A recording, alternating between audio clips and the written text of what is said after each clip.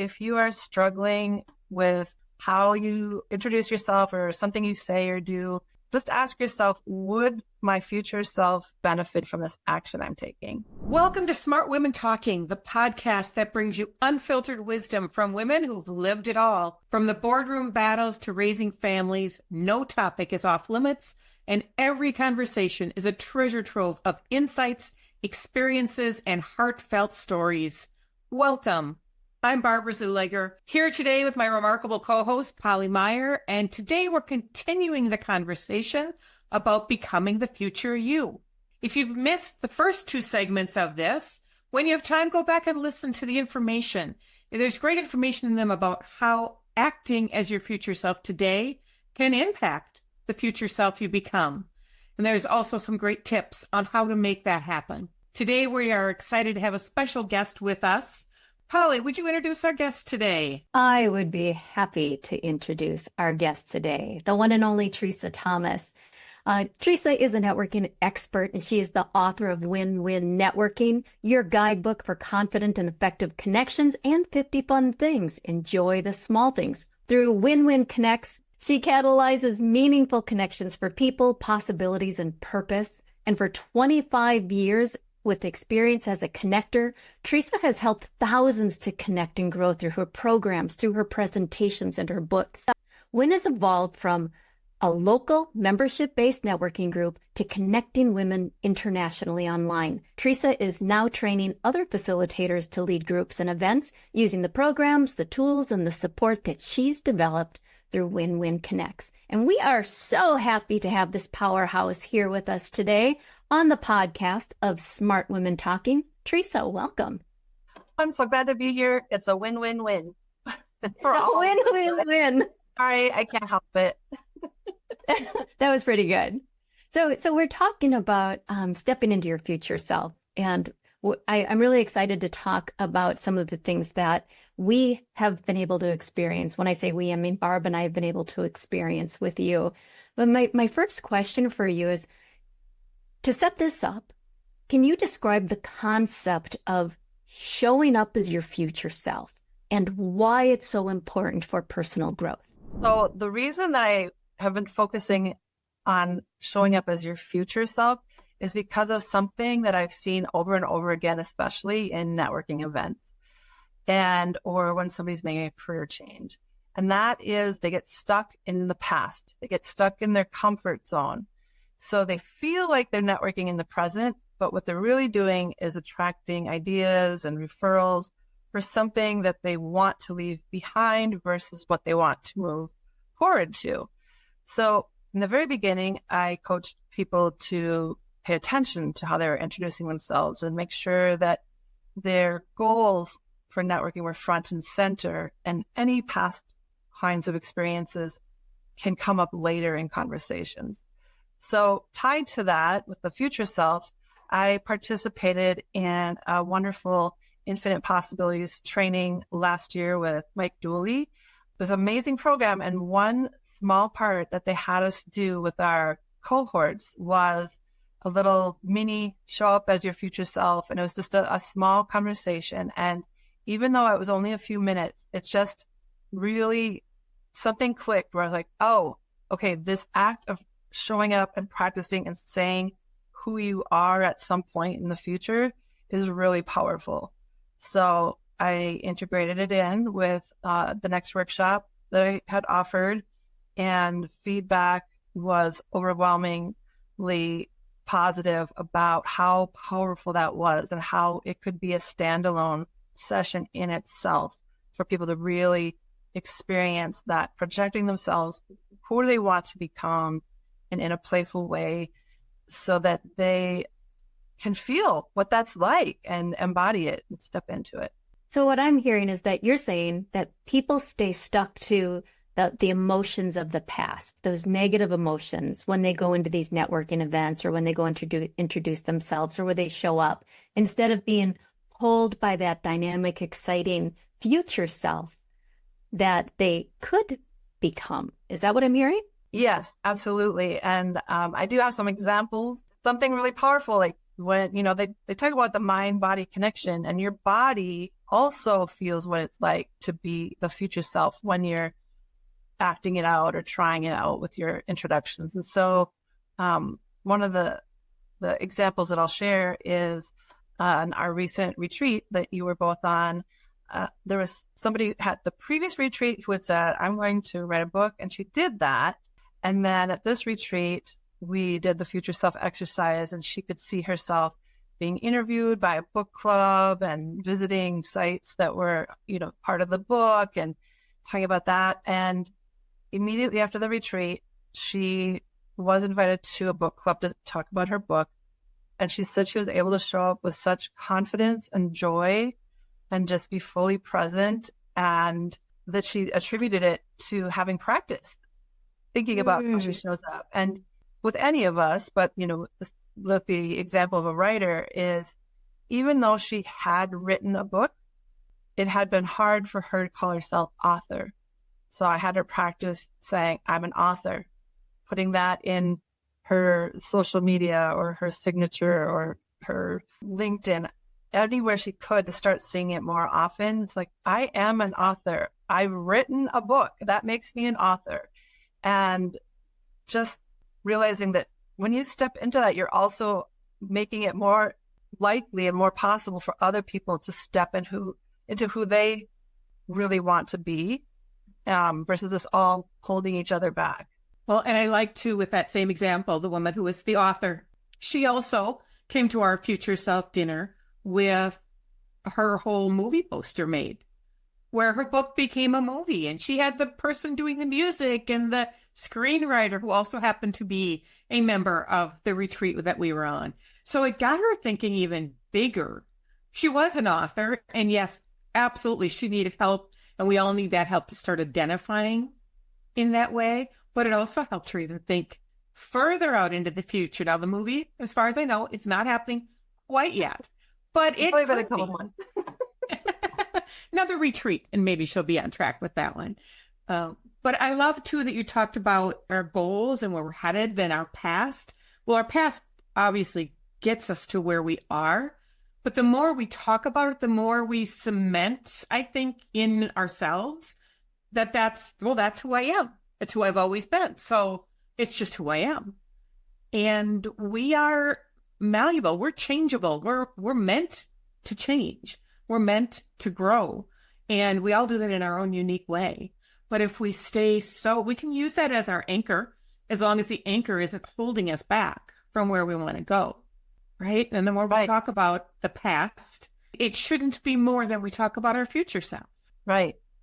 Yeah. And when we make any type of change, whether it's in our business or our career or how we want to be seen or our goals, our comfort zone is what we used to do. And I have another example of somebody who came to the last Future Self session, and she had a second business for 4 years that she had only been telling her friends about, because her comfort zone was to talk about what everybody knew her for doing, which was website design. And she had started another company that was not at all related to website design. And she was holding herself back because she was so used to talking about being a website person and being known that way. And so she came to the event specifically to start talking about her travel business, and even with people that knew her in the old way, like, yep, this is what I'm doing now. Oh, yes, I also do this other thing. But leading with where she's going versus dwelling on where she's been. Because if she focuses on where she's been, that's what everybody else is going to notice and remember as well. So that's another example of somebody who was making a business change and used it in a very authentic way to show up in talking about what else she offers. That's a great example. I'm wondering, what are some other common challenges that people might face when they're trying to embody their future self? And the other part of that question would be, how can they overcome these obstacles? Sure. There's an example that I often share when I'm doing networking workshops, and that is a friend of mine had moved to the Twin Cities from New York City, and was about to go to the Humphrey School to study public policy work. And she had been a leader in after-school programming in New York City. So the story is, when she came, she was introducing herself in a way where she was saying, I just came from New York. I was working with after-school programming, and now I'm going to be starting at the Humphrey School to study public policy. And everybody remembered the after-school part and gave her those types of referrals. And she's like, what am I doing wrong? I'm telling you where I'm going. Like, yeah, but you led with where you were. And I understood why she led with where she was, because a lot of us, it's easier to have confidence about what we did. And so for her, she knew she was great at after school programming. She didn't have a whole lot to say yet because she hadn't started the program for public policy. So it was like her crutch was to focus on the past. And again, I'm not saying like, don't ever talk about your past. I'm just saying, when you're leading a connection with an introduction with a new person, or you are trying to shift how people know you, you do want to lead in the way that you want to be remembered, because our brains can only hold on to so much. So, Teresa, all of us work with entrepreneurs, we work with corporate leaders, we work with a lot of different people in their careers. How can people use this in addition to a career-based concept? So in their personal life change that they're trying to make? Well, first of all, assessing the environments you're in, and is that supporting where you want to go? The places that you're hanging out, the people that you know, are they holding you back, or are they encouraging you? A lot of times we stifle our growth simply by who or what we surround ourselves by.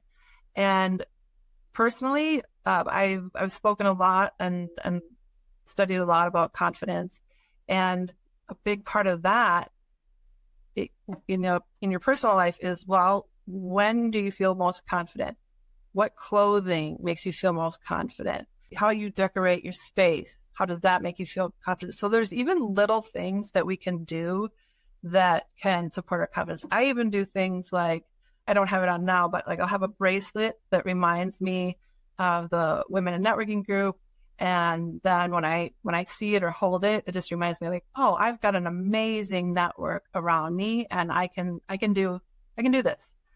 So there's lots of little things, and it's really about just envisioning yourself where you want to go, how you want to be seen. If you're in a career role, I would even say start dressing toward the role that you want to have.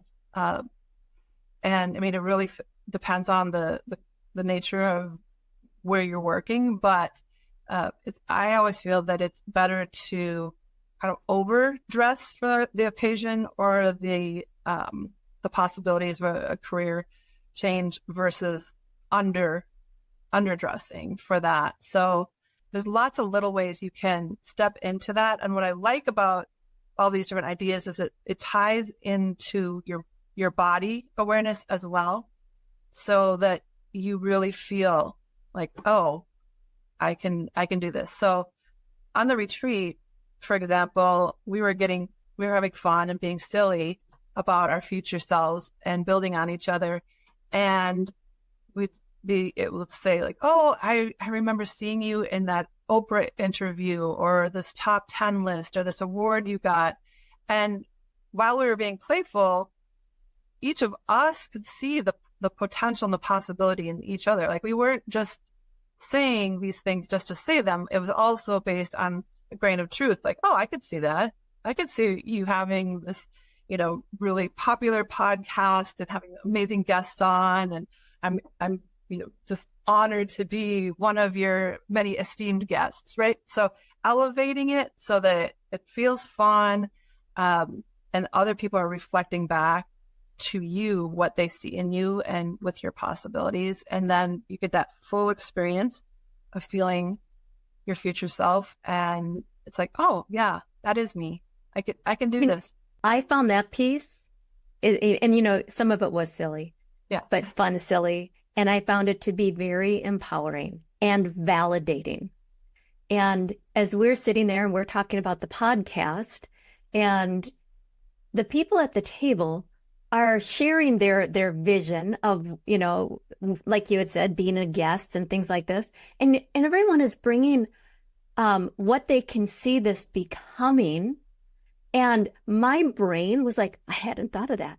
I hadn't thought about that one either. I just felt like these spaces were opening up inside of me of potentiality and possibility. And I came away from that feeling like I'm a podcaster. Right, right. I really felt like that activity, that dinner that we had and the fun we had with it, it was life-changing. I know I have a past of limiting myself, knowing logically that I'm capable of any of these other changes I want to make, or the things I want to do, or the ways I want to make an impact. And yet, oh, but you've never done that. No, I haven't. However, I can. And living in the future during that, especially that evening, it really changed what I see as possible. Not just in the podcast happened to be our topic because it was brand new at the time we went on that retreat, but in many other aspects as well, not just business, but business and personal, because of course it's all tied together. But the idea of having that immersive, fun conversation and play acting and we even got a concert out of it. So it was a very entertaining and fun and life-altering evening to play with it. The idea of future. Yeah, definitely. And I think what holds us back oftentimes is being so serious.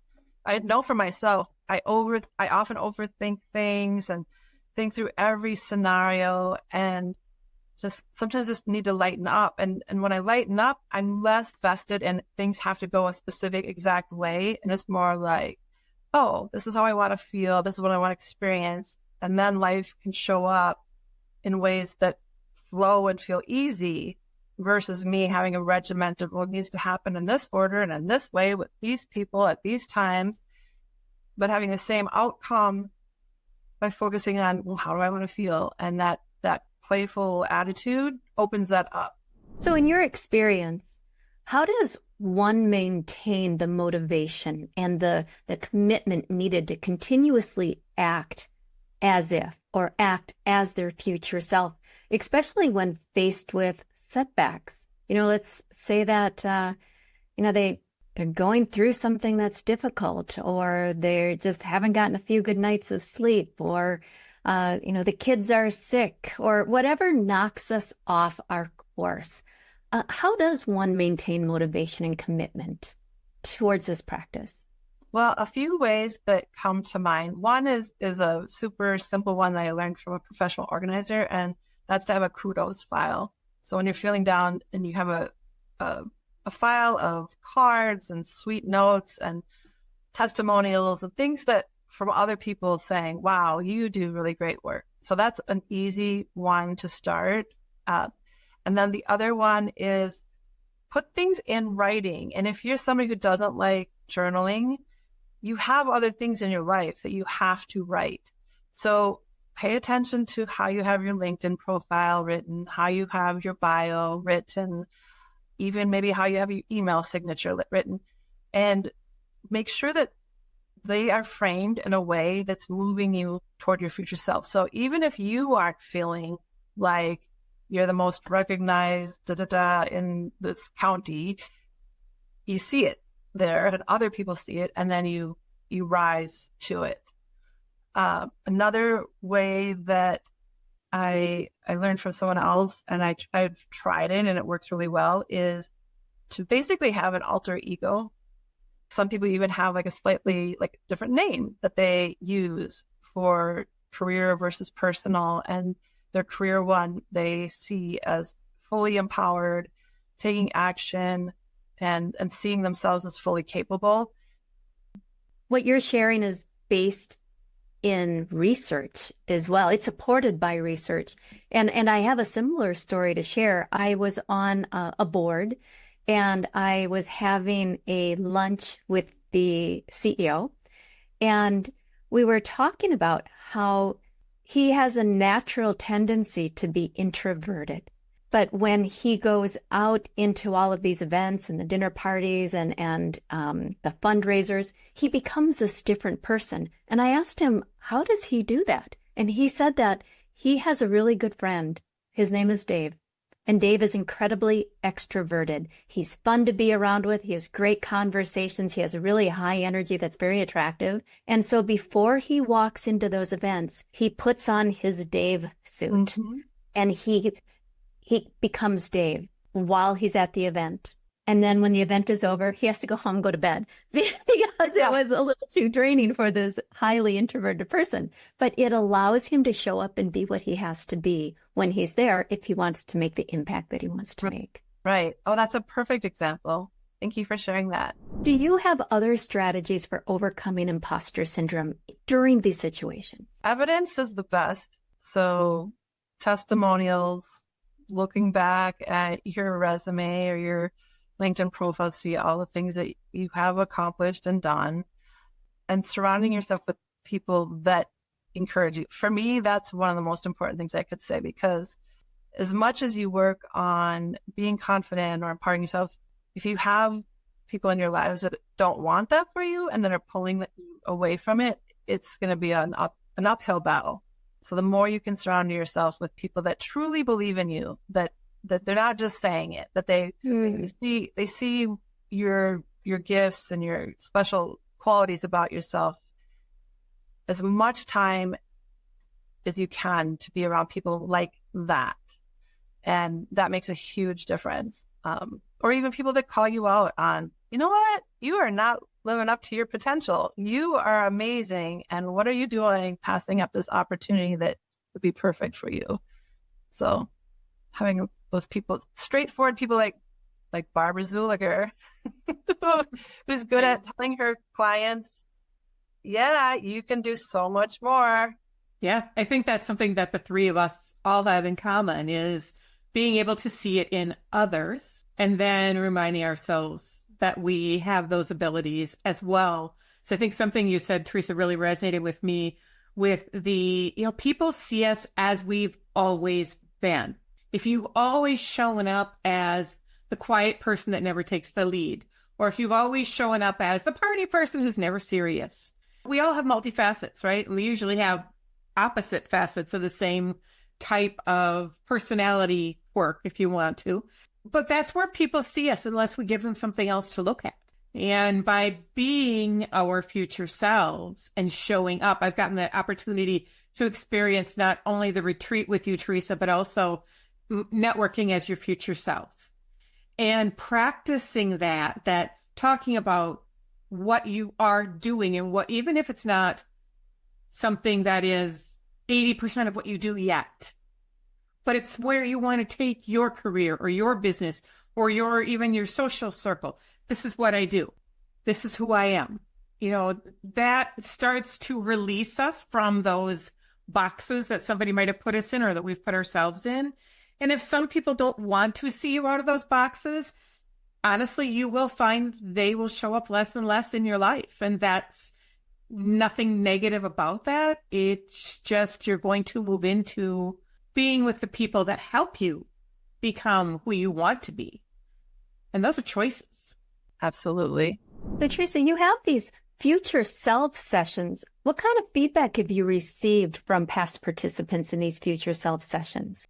Ultimately, it's all positive, but I've had someone who will not be named, who might be on this podcast, who said that they were nervous in the beginning because this is outside my comfort zone. I don't normally act in different ways. And she didn't have to fully act like everybody else, but being in the moment and having the intention of yes, what do I want to be like in the future?